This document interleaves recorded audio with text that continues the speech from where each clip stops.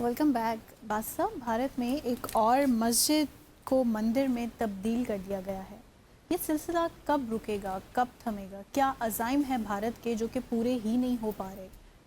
بھارت کے عزائم تو نہیں ہیں، بٹ بی جے پی اور آر ایس ایس کے عزائم ضرور ہیں، کیونکہ اب یہ ایک لامتناہی سلسلہ ہے بالکل. کہ ہزاروں مساجد ہیں.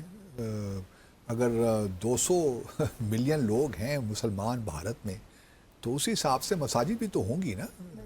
تو یہ تو کوئی ایسے چھمبے کی بات ہے نہیں.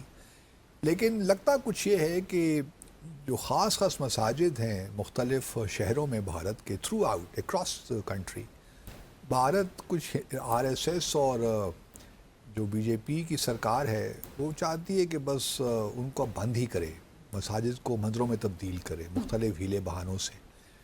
اور اب ایک نیا سلسلہ شروع ہو گیا. مدھیہ پردیش میں ایک ڈسٹرکٹ ہے دھار، وہاں پہ ایک مسجد ہے، اس کا نام ہے کمال مولا مسجد. اب اس میں ایک کنٹروورسی یہ شروع ہوئی کہ جی یہ تو جو ہے ویگ دیوی، جو دیوی ہیں ان کا مندر تھا سالوں سال پہلے، سراسوتی جسے کہتے ہیں. تو یہ تو یہاں پہ بھی مسجد بنا دی گئی ٹیمپل کو گرا کر اور ٹیمپل کو ہٹا کے. تو اب یہ ہے، یہ تو ٹھیک نہیں ہے. اب یہ معاملہ چلتا رہا جی. مدھیہ پردیش کی جو ہائی کورٹ ہے، تو ہائی کورٹ نے فیصلہ دے دیا ہے. ہائی کورٹ نے یہ فیصلہ دیا ہے کہ جی جو یہ مسجد ہے یہ مسجد نہیں ہے، اس کو جو ہے مندر میں تبدیل کریں، سرسوتی مندر یا گاڈس ویگ دیوی جو ہے اس میں تبدیل کر دیا جائے. اچھا، اس سے پہلے اور یہ ہندوؤں کو اجازت دے دی کہ آپ جو ہے اس میں آپ اس کو مندر میں تبدیل کریں. صحیح. اس کے علاوہ اگر آپ دیکھیے تو پہلے اس میں یہ تھا کہ مسلمانوں کو اجازت تھی کہ اپنی نماز وغیرہ، جب تک یہ فیصلہ نہیں ہوتا ہائی کورٹ میں کہ بھئی آپ اپنی مسجدیں جو ہے نمازیں وغیرہ پڑھیں، لیکن اب ساری وہ بند ہو گئیں. پہلے مسلمانوں کو یہ بھی اجازت، اچھا اس سے فیصلے سے پہلے ہی ایک ٹیمپرری شاید فیصلہ کر دیا گیا تھا کہ ہندوؤں کو پوجا کی اجازت دے دی گئی تھی. صحیح. جس سے ٹینشن تو تھی مسلمان کمیونٹی اور ہندوؤں کے درمیان وہاں پہ.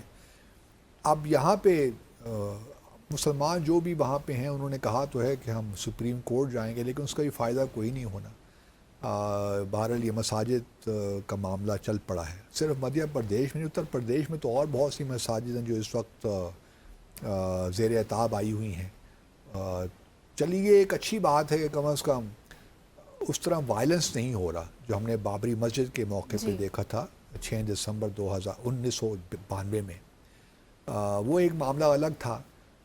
اس کے بعد سے اب تھوڑی سی حکمت عملی میں تبدیلی آ گئی نا آر ایس ایس کی اور بی جے پی کی. انہوں نے کہا کہ وائلنس سے دنیا بھر میں ہمارا امیج خراب ہوتا ہے، خاص طور پہ آر ایس ایس کا، کیونکہ یہ تو ہندوتوا کے لوگ ہیں نا. جی. تو اس کی کیوں نہ ہم تھوڑا سا ایک اور کام کریں. ہمارے پاس اب حکومت بھی آ گئی ہے، 2014 سے ہے، اور اب تو ہمارے پاس جو ہے کافی ٹھیک ٹھاک میجورٹی بھی ہے، بلکہ صرف سینٹر میں نہیں بلکہ اب تو ہم تقریباً 20-21 جو ریاستیں ہیں بھارت کی اس میں بھی ہماری حکومت ہے. اب تو ہمارے پاس سب کچھ موجود ہے، تو ہم کیوں اس طرف وائلنس کی طرف جائیں. صحیح. اب ایسا کیوں نہ کریں کہ ہم جو ایک بنیادی جو آرگنائز تنظیم ہے بھارت میں، archaeological survey of India ASI، اس میں ایسے لوگ بھرتی کریں جو کہ ہمیں کہہ دیں کہ جی یہاں پہ ٹیمپل تھا پہلے مساجد میں. اب ایگزیکٹلی وہی ہو رہا ہے. ASI کے انہوں نے ہندوتوا کے جو لوگ ہیں نا بے شمار لوگوں کو بھرتی کر دیا ہے. اب ان کی جو بھی فائنڈنگز ہوں گی وہ تو انہی کے حق میں جائیں گی نا، مسلمانوں کے حق میں تو نہیں ہو سکتی، کیونکہ پرسپیکٹیو وہی ہے نا. تو حکمت عملی میں یہ تبدیلی آئی کہ وائلنس کی جگہ اب ایسا کام کیا جائے جس کے ذریعے سے مساجد کو جو ہے مندروں میں تبدیل کر دیا جائے. اچھا، کہ انٹرسٹنگ بات یہ ہے کہ مدھیہ پردیش نے جو دیا ہے یہ ورڈکٹ، یہ جو مولا کمال مولا مسجد ہے، یہ اس لیے بھی انٹرسٹنگ ہو جاتی ہے کہ 91 میں اگر میں ایک ایکٹ ہوا جی، places of worship special provision act 1991.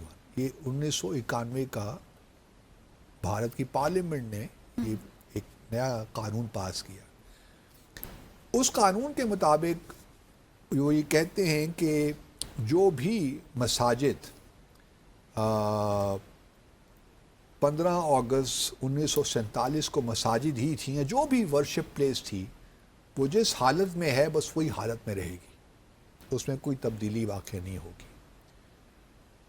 تو بڑا کلیئر ہے اس قانون میں کہ 15 اگست 1947 سے پہلے جو بھی اگر کوئی مسجد ہے تو آپ اس کو ٹیمپل نہیں بنا سکتے، اگر کوئی ٹیمپل مندر ہے تو اس کو آپ مسجد میں تبدیل نہیں کر سکتے. صحیح. بڑا کلیئر واضح طور پہ یہ نیا قانون آ گیا.